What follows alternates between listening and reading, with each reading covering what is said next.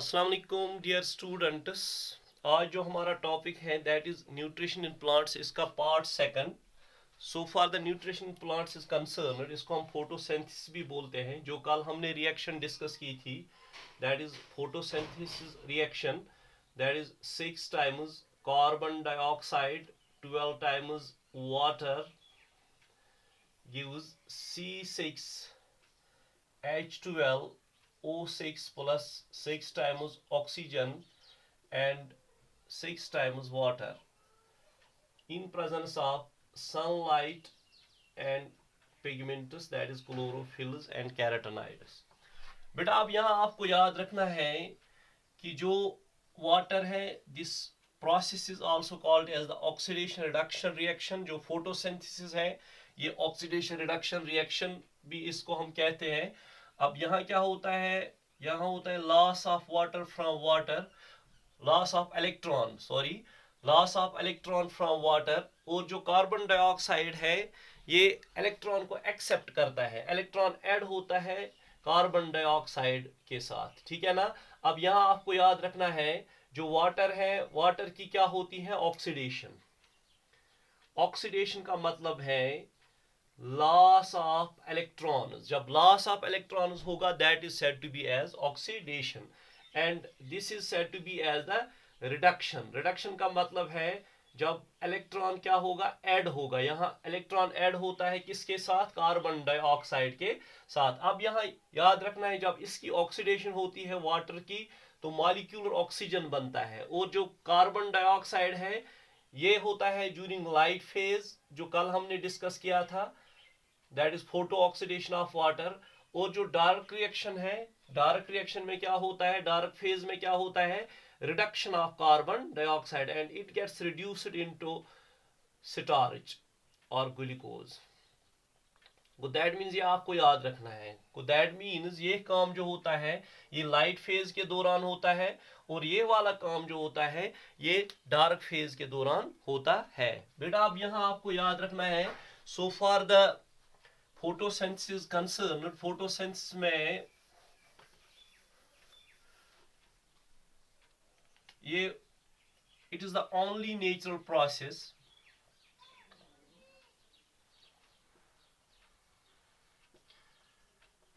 during which molecular oxygen is released, during which molecular oxygen is released. This is the very important point. यहाँ ये molecule, oxygen molecule है and this is nascent oxygen, oxygen atom, and this is molecular oxygen. Photosynthesis is the only natural process जिसके दौरान molecular oxygen release होता है। अब question है ये ऑक्सीजन कहाँ से आता है। For example there are two possibilities. For example अगर हम रिएक्शन दोबारा लिखेंगे that is carbon dioxide and water, ठीक है ना। यहाँ C6H12 O6, ठीक है ना, plus 6 times oxygen, that is molecular oxygen plus 6 times water, ठीक है ना। This the complete reaction of photosynthesis, ठीक है ना। अब यहाँ बेटा आपको याद रखना है जो ये ऑक्सीजन है, ऑक्सीजन, ऑक्सीजन कहाँ से आता है, ये वाटर से आता है ये, या कार्बन डाइऑक्साइड से आता है। इस पर Van Niel, he was the graduate student, इसने एक्सपेरिमेंट किया बैक्टीरिया पे। बैक्टीरिया पे इसने क्या किया, इसने instead of water, for example यहाँ लिखेंगे हम 6 times carbon dioxide plus 12 times hydrogen sulphide. इसने हाइड्रोजन सल्फाइड यूज किया instead of carbon water, water के बदले इसने क्या किया यूज, हाइड्रोजन सल्फाइड। जब रिएक्शन हुई तो क्या बना, C6H12O6 प्लस 6 टाइम्स सल्फर, ठीक है ना। यहाँ क्या निकला, 6 टाइम्स सल्फर, यहाँ 6 टाइम्स सल्फर निकला। अब यहाँ आपको याद रखना है दैट मीन्स अगर वाटर, अगर ऑक्सीजन आता था कहाँ से, कार्बन डाइऑक्साइड, फिर यहाँ भी निकलता था क्या, ऑक्सीजन। अब यहाँ प्रूफ मिला हमें जो CB वैन नील है, ग्रेजुएट स्टूडेंट है, इसने bacterial photosynthesis in presence of sunlight and bacteriochlorophyll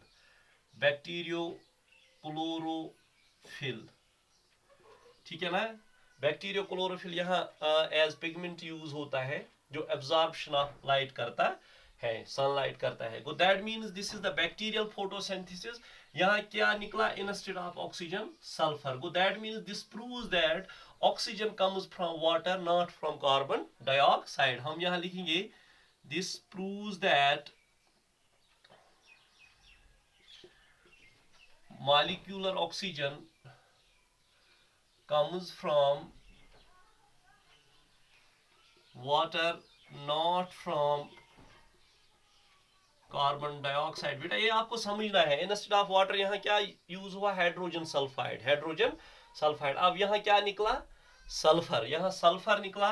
और अगर यहाँ वाटर होता है, वाटर की जगह क्या यूज किया, hydrogen sulphur, that mean sulphur यहाँ से निकला। इसी तरह अगर ऑक्सीजन हम देखेंगे, फिर ऑक्सीजन कहाँ से आया, वाटर से। ये आपको याद रखना है। This is the very important point. This was the first experiment जिसमें ये देखा गया है कि जो ऑक्सीजन है it comes from water not from carbon dioxide. बेटा इसके बाद दो साइंटिस्ट और आए, रूबिन एंड कामिन,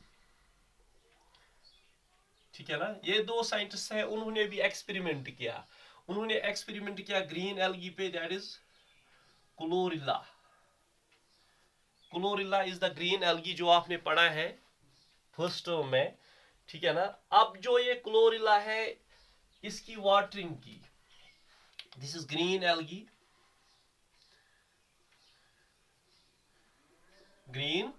इसकी वाटरिंग की। अब यहां क्या यूज हुआ, for example this is carbon dioxide and this is water. अब यहां वाटर के साथ जो ऑक्सीजन है दैट वाज आइसोटोपिक। और इन्होंने क्या किया, रूबिन एंड कैमिन ने क्या किया, उन्होंने आइसोटोपिक ऑक्सीजन यूज किया। गो दैट मीन्स यहाँ जो ऑक्सीजन है रेडियो आइसोटोपिक ऑक्सीजन है। गो दैट मीन्स यहाँ नॉर्मल ऑक्सीजन नहीं है वाटर के साथ। अब जब रिएक्शन हुई, व्हेन रिएक्शन गेट्स कंप्लीटेड, इसकी वाटरिंग की। गो दैट मीन्स जो क्लोरिल्ला एल्गी है इसकी वाटरिंग की, और इस वाटर से क्या हुई, फोटोसिंथेसिस। यहाँ क्या बना, C6H12O6 प्लस, यहाँ क्या निकला, यहाँ निकला 6 times oxygen. And this oxygen जो ये ऑक्सीजन था, oxygen molecule, this was oxygen 18। अब यहाँ अगर नॉर्मल ऑक्सीजन निकलता, that means oxygen comes from carbon dioxide, मगर यहाँ क्या निकला, oxygen 18, radio isotopic oxygen. It means this is the second proof जो रूबिन एंड केमिन ने दिया है। उन्होंने आइसोटोपिक ऑक्सीजन को यूज किया किसमें, वाटर में। जो वाटर था इसमें जो ऑक्सीजन था that was isotopic, radio isotopic oxygen था। और यहाँ भी जो इवोल्यूशन हुई, that oxygen was radioisotopic oxygen, and this is the second proof that oxygen comes from water not from carbon dioxide during the process of photosynthesis. अब बेटा second जो है साइट फॉर फोटोसिंथेसिस।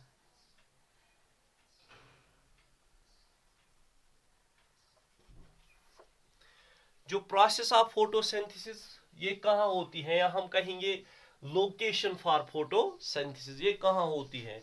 सिंपली आपको याद रखना है, जो फोटोसिंथेसिस होती है ये लीव्स में होती है, ठीक है ना। लीव्स में क्या होता है, लीव्स में कहाँ होती है, क्लोरोप्लास्ट्स में, क्लोरोप्लास्ट्स, ठीक है ना। जो क्लोरोप्लास्ट हैं they are the cell organelles, ठीक है ना। अब इन क्लोरोप्लास्ट में क्या होती है, फोटोसिंथेसिस। को दैट मींस क्लोरोप्लास्ट जो है they are the site for photosynthesis, जहां फोटोसिंथेसिस होती है। ये पाए जाते हैं जिस तरह आपने पढ़ा है एनाटॉमी में, एनाटॉमी में आपने पढ़ा है फॉर एग्जांपल डाइकॉट लीफ में होती है प्लेसिड पैरेन्काइमा, स्पॉन्जी पैरेन्काइमा, वहां क्लोरोप्लास्ट होते हैं। या अगर हम मोनोकॉट लीफ की बात करेंगे, मीजोफिल सेल्स जो हैं उनमें क्लोरोप्लास्ट होता है। और इस क्लोरोप्लास्ट में क्या होती है, फोटोसिंथेसिस। अब यहाँ बेटा आपको याद रखना है, सिंपल हम, ये अलग टॉपिक है हमारा, यहाँ हमारा सिंपल हम स्ट्रक्चर बनाएंगे। जो क्लोरोप्लास्ट है ये डबल मेम्ब्रेन स्ट्रक्चर है, इसमें दो मेम्ब्रेन है, outer membrane and inner membrane. और यहाँ जो है थाइलाकाइड मेम्ब्रेन है बीच में, ठीक है ना, and this is the fat channel बीच में, and these are the said to be as the grana और ग्रानम, एक को बोलते हैं ग्राना, बहुत सारे, and this is the thylakoid membrane. और ये जो है प्रोटीनिशियस मैट्रिक्स जो है, मैटर जो है which is throughout the chloroplast, यहाँ this is called as the stroma and these are called as thylakoids.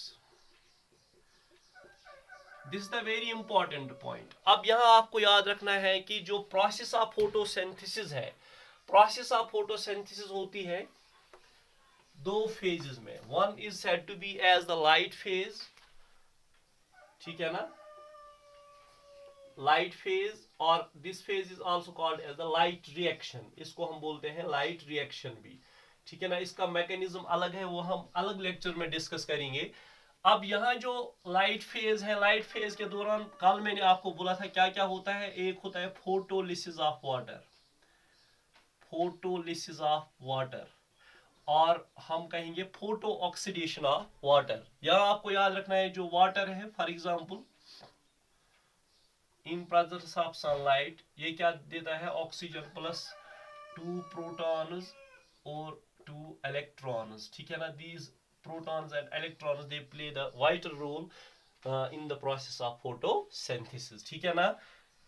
अब यहाँ जो है ये कल मैंने आपको डिस्कस किया, हमने कल मैंने आपको एक्सप्लेन किया किस तरह होता है ये photolysis of water. And second one is that is photophosphorylation, phosphorylation. Photo का मतलब है इन प्रेजेंस ऑफ सनलाइट। जो एडीपी है ये भी हम डिस्कस करेंगे आगे, ये एडीपी कहाँ होता है और इनऑर्गेनिक फॉस्फेट्स कहाँ होते हैं। एक एडीपी के साथ इसका बाज़ाब्ता मैकेनिज्म है, इनऑर्गेनिक फॉस्फेट ऐड होता है और बनता है ATP, that is adenosine triphosphate. अब यहाँ आपको याद रखना है जो लाइट रिएक्शन है, लाइट रिएक्शन में दो चीजें बनती हैं, एक है एटीपी एंड दूसरा जो है that is NADPH, that is adenosine triphosphate. And यहाँ जो है this is nicotine amide adenine di nucleotide phosphate, ठीक है ना। ये दो these two are said to be as the assimilatory powers। ये आपको याद रखना है। मैकेनिज्म के बाद आप यही सीखेंगे जो लाइट फेज है, लाइट फेज के दौरान एटीपी बनता है और NADPH बनता है, और they are said to be as the assimilatory powers. जो एसिमिलेटरी पावर्स है ये यूज होते हैं फिर किस में, डार्क रिएक्शन में, as the source of energy, ठीक है ना, source of energy. They store energy, they are said to be as the store house of the energy. ये फिर कहाँ यूज होते हैं, ये डार्क फेज के दौरान यूज होते हैं। अब यहाँ देखना है आपको कि जो ये लाइट रिएक्शन है इसमें आपसे क्वेश्चन पूछा जाता है क्लोरोप्लास्ट में लाइट रिएक्शन कहाँ होती है, इसका आंसर है थाइलाकाइड मेम्ब्रेन, थाइलाकाइड मेम्ब्रेन को, दैट मींस लाइट रिएक्शन कहाँ होती है, थाइलाकाइड्स में, ठीक है ना। अब second one is that is dark reaction, dark phase. दूसरा फेज जो आता है दैट इज डार्क फेज और डार्क रिएक्शन। डार्क रिएक्शन में आपको पता है यहाँ क्या होती है, fixation of carbon dioxide, carbon dioxide is converted into glucose, ठीक है ना, ये आपको याद रखना है। और जो ये डार्क रिएक्शन है, डार्क रिएक्शन में क्या होती है, इसका भी बाज़ाब्ता मैकेनिज्म है, वो आप अलग लेक्चर में डिस्कस करेंगे। डार्क रिएक्शन कहाँ होती है, स्ट्रोमा में। This is the very important point, stroma. जो डार्क रिएक्शन होती है बेटा ये कहाँ होती है, स्ट्रोमा में। Stroma is the gel like proteinaceous matter in the chloroplast, इसमें होती है डार्क रिएक्शन। डार्क रिएक्शन में आपको बेटा याद रखना है इसमें होती है fixation of carbon dioxide, that is carbon dioxide is converted into glucose. जो कार्बन डाइऑक्साइड है ये कन्वर्ट होता है किसमें, ग्लूकोज में, ठीक है ना। अब यहाँ इसका मैकेनिज्म हम अलग क्लास में पढ़ेंगे, ठीक है ना। अब यहाँ याद रखना है, यहाँ हम डिस्कस करेंगे importance of photosynthesis. Photosynthesis this is very easy. देखो बेटा, पहली इंपॉर्टेंस क्या है, यहाँ होती है utilisation of carbon dioxide. Carbon dioxide use होता है तो बनता है कार्बोहाइड्रेट, दैट इज फूड बनता है, ठीक है ना। वो दैट मीन्स ये वो प्रोसेस है जिससे प्लांट्स क्या बनाते हैं, अपना गुज़ा तैयार करते हैं, ठीक है ना। जब ये गुज़ा तैयार होता है, when plants make their own food they are said to be as the producers। इसके बाद जो ये कार्बोहाइड्रेट है ये फिर प्लांट्स यूज करते हैं, ठीक है ना। Second importance, plants and animals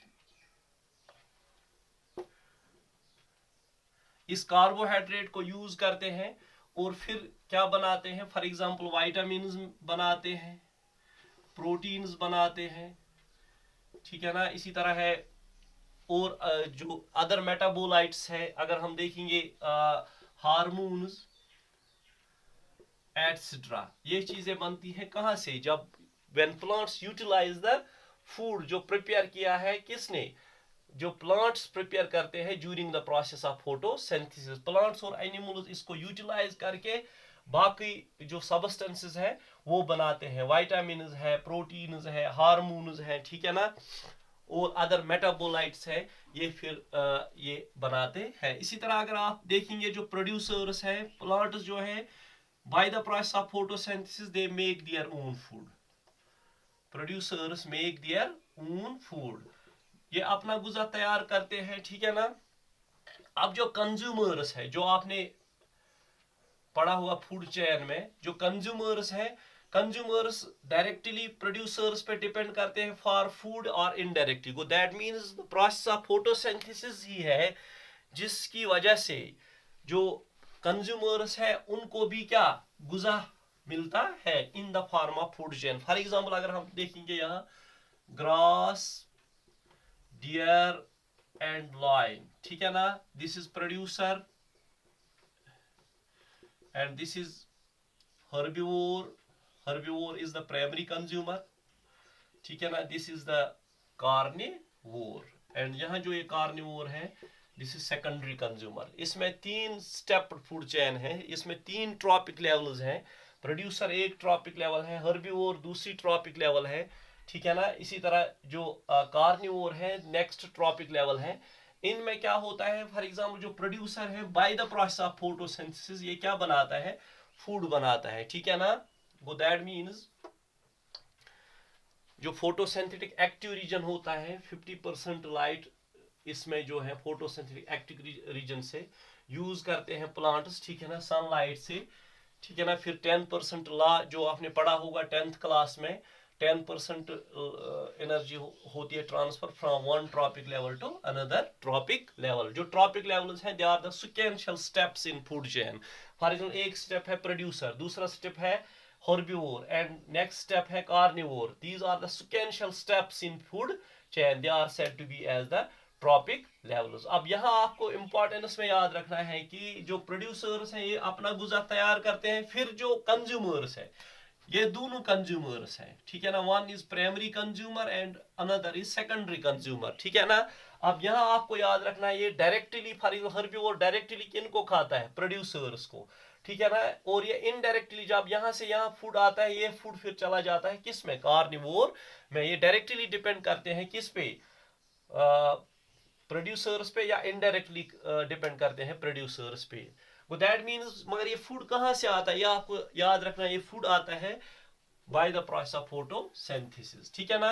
ये भी आपको यहाँ याद रखना है। और एक इंपॉर्टेंस है, ये ओनली अगर हमें मॉलिक्यूलर ऑक्सीजन की जरूरत हो वो कहाँ से हमें हासिल होता है, that is the only natural process जहां से मॉलिक्यूलर ऑक्सीजन इवॉल्व होता है, इवोल्यूशन ऑफ मॉलिक्यूलर ऑक्सीजन होती है, दैट इज द फोटोसिंथेसिस, ठीक है ना। अगर क्वेश्चन आते हैं name the natural process in which molecular oxygen is release, molecular oxygen is release. For example ये मॉलिक्यूलर ऑक्सीजन जब रिलीज होता है और एनिमल्स इसको यूज करते हैं, तो that means they help to maintain the ecological balance. जो प्लांट्स हैं ये हेल्प करते हैं to maintain the ecological balance, ठीक है ना। अगर हम देखेंगे जो कार्बन डाइऑक्साइड है, अगर इसका इसकी कंसंट्रेशन ज्यादा होगी एटमॉस्फेयर में, तो ये क्या बन जाएगा, ये बन जाएगा टॉक्सिक, ठीक है ना। वो दैट मीन इससे ग्लोबल वार्मिंग होगी। अब जो प्रोसेस ऑफ फोटोसिंथेसिस है, प्रोसेस ऑफ फोटोसिंथेसिस के दौरान क्या होता है, यूटिलाइजेशन ऑफ कार्बन डाइऑक्साइड, जो कार्बन डाइऑक्साइड है ये यूटिलाइज होता है, ठीक है ना। वो दैट मीन्स इस यूटिलाइजेशन से क्या होता है, जो एयर है वो प्यूरिफाई होता है, जो एयर है वो क्या होता है, प्यूरिफाई होता है। These were the importance of the photosynthesis. बेटा इसके बाद जो थर्ड लेक्चर है फोटोसिंथेसिस का, इसमें हम डायरेक्ट जाएंगे लाइट रिएक्शन पे। Wish you the best of luck.